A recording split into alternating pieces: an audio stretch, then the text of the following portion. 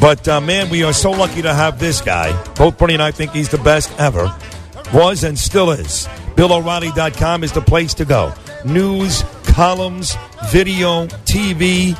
Nobody does it better than Bill. His latest column, Biden, His Time, funny title, is out. And, of course, Joe Biden is all the rage. A picture just yesterday hugging the Statue of Liberty on the front of the New York Post. So here he is for his weekly Thursday appearance. The man, the best ever, Bill O'Reilly. Good morning, Bill. Hey, great intro. The check is in the mail. You know that cliche. Well, it's all true. It's very sincere, and it's all true. You are the best. This article is great. I tell you, what I liked about this article, too, is in the sports reference, you kind of handicap the whole race, Bill. You talk about all of the other Democrats involved in this alongside Joe Biden, and you give some good, educated examples as to why they really don't have a shot. Well, I think the Democratic Party's in trouble, and I think the poobahs who run it, and that's from the DNC, the people who dole out the money, the campaign cash, set up the convention for the presidency, all that, I think they know they're in trouble. So the basic strategy is twofold. Number one, have the House of Representatives investigate Trump for everything he's ever done, his family, everything. Hope, pray you get something, all right, so you can malign him further because the Russian collusion thing fell apart. The second thing is have everybody run. Everybody. Now, I know Girk is going to announce tomorrow he is going to run for president on a Democratic ticket. I mean, that's how far they've gone. Bernard McGurk. That's right. I'm in. But, you know, he could carry New York. So you basically have a whole bunch of people saying, look, you know, there's no downside. I'm going to get famous.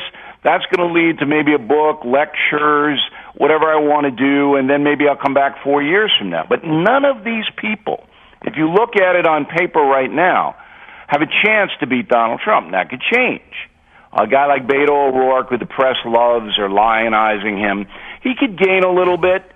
But some of these people's resumes are so horrible that you say if you run for the general election, people figure out who you really are, you don't have any shot at all. And if America saw, Bill, these pandering idiot Democratic candidates practically forming a conga line this week in New York to kiss ass clown Al Sharpton's butt. I mean, if middle America, if everybody saw this, I mean, I think their resumes would even be worse. It would be worse for them, no doubt.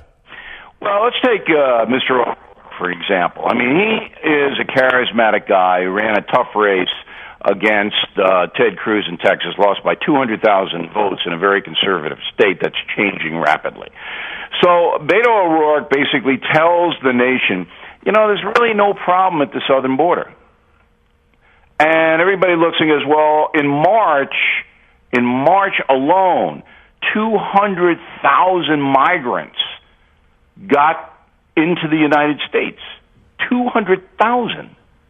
According to Border Patrol. Mm-hmm. And you, Beto O'Rourke, who lives in El Paso, says there's no problem on the border? I mean, that's like saying after 9/11, this Muslim thing's no big deal. Right? Same right. Crazy. Eyes wide shut. Then O'Rourke goes to Sharpton and he goes, you know, let's study reparations for slavery. I think that's a pretty good idea.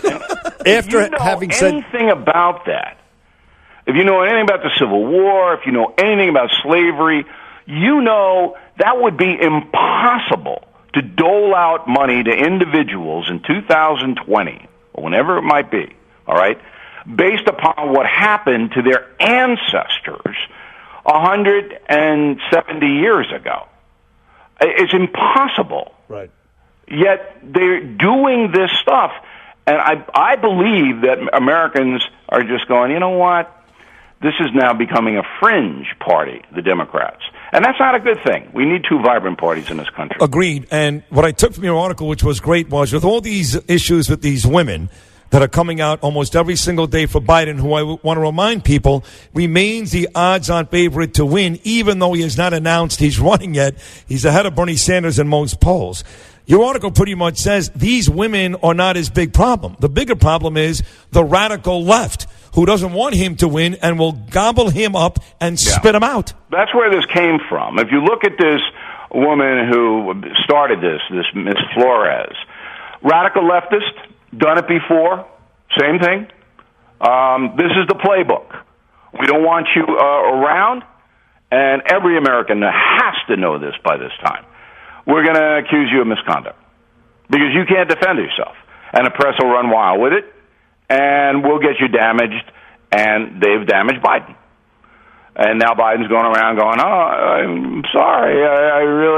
I'm sorry for everything. I'm sorry I was born. It's embarrassing. It really is. That statement he put out yesterday was ridiculous. Plus, the audio was horrible. But he also has built this problem of the Ukraine. His son worked for a company. They were being investigated by a prosecutor in the Ukraine, Biden's son, Hunter. And Biden actually is on tape saying that he threatened the Ukraine government that if they didn't fire the prosecutor, he would withhold, and the United States would withhold $1 billion. And so he has a problem more than with just these women, with some Ukrainian connections as well. But that's not going to get any traction. I mean, it's just too complicated and all over the place. But the other stuff, late night comics, it just goes on and on. And, it's a real threat. This is a real threat to our country because nobody is safe. So does he get in? No man in this country is safe. Does he get in the race or does he not? Yeah, I still think Biden knows that the money will flow into him, that most likely Barack Obama will endorse him, and that he's got a shot. So I think Biden will. But you just don't know what else the progressive guys are going to do. They don't want him in. He's not radical enough. He's a capitalist, and he's a white guy. Right. They don't want him. But you would agree that if he does get in, he deserves to be the odds-on favorite to win that side. Well, the polls say that. I don't know about deserves. I don't know if he's earned that position, but the polls say that most Democrats, and again, it's tied into Barack Obama. Biden has to tie himself into President Obama, who's still revered and loved in the Democratic Party. In a big way. Yeah. One other thing, Bill, and the national politics is great, but what's great about you is that you live here. You're one of us. You're a New Yorker. You're on Long Island. We love to discuss local issues, too, on this show, because that's what New Yorkers really do care about. The Quinnipiac poll came out yesterday talking about de Blasio and Cuomo and AOC. AOC had some pretty good numbers in terms of popularity and the job she's doing here in New York. Cuomo's were okay. De Blasio, not very good. I'm sure you saw the poll. What about these local politicians? Well, I think Congresswoman Ocasio is going to be a champion of the minority community in New York City. It doesn't matter what she does or says. They say, oh, the cliche, go get 'em, girl, or you go, girl, or whatever. So she's going to poll okay. It's a minority-driven play, but certainly, a high-profile person like her looking out for them is a good situation for them, minority community in New York. Cuomo, I don't think his support's real deep. He gave himself a nice raise. He's getting $250,000 a year up there in Albany. Unbelievable. Buy a nice condo in Albany for that. Yeah. The guy's a flip-flopper. He's an opportunist. He wants to be president someday. The abortion thing was just appalling, awful. And de Blasio's a communist. I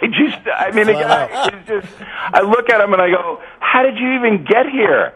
How did this happen? In a city where you've had LaGuardia, you've had Koch, you've had Giuliani, larger than life. Now, this guy is larger than life. He's 6'10". Yeah. But he's such a doofus. And I can't say with all due respect, city, if you walk that city, just walk it.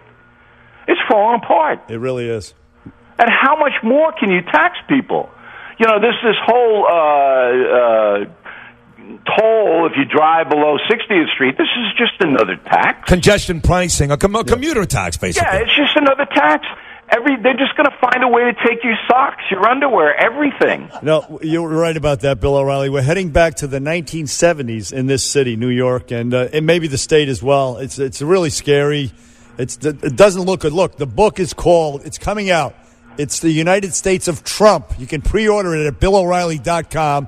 It's going to be a wonderful read like Bill's other books, all of them. BillO'Reilly.com is better than any cable channel you can possibly watch. Bill, we thank you for appearing on the Bernie and Sid Show. Okay, guys, I really appreciate it. It's always fun every week. Thank you. It is great. You're great, and enjoy the action. I wonder if he's going out in NASCAR. He's going out to Queens today for the Mets. He probably is. He was at Yankee Stadium last Thursday. I'm sure he's going to Queens today. 1-800-848-WABC.